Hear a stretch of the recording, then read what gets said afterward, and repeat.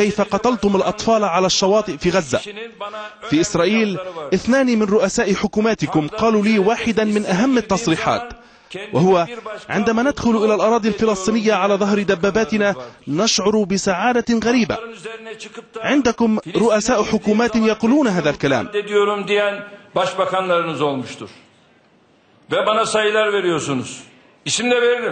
وأستطيع أن أعطيكم أسماء هؤلاء، لا تقلقوا.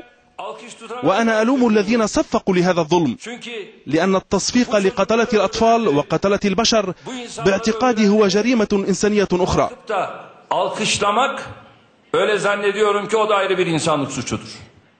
في هذا المكان لا نستطيع إخفال الحقيقة. أنا دونت الكثير من النقاط، لكن ليس لدي الفرصة لأجيب عنها. فقط سأتحدث عن نقطتين. سيدي رئيس الوزراء، لا نستطيع العودة إلى البداية لو سمحت لي. لا تقاطعني.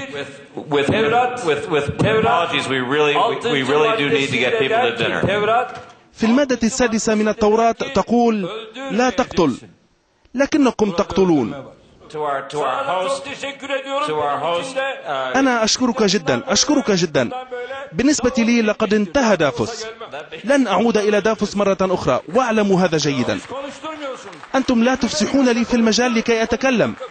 بيريز تحدث ل25 دقيقة، وأنتم سمحتم لي بالتحدث ل12 دقيقة، وهذا لا يجوز.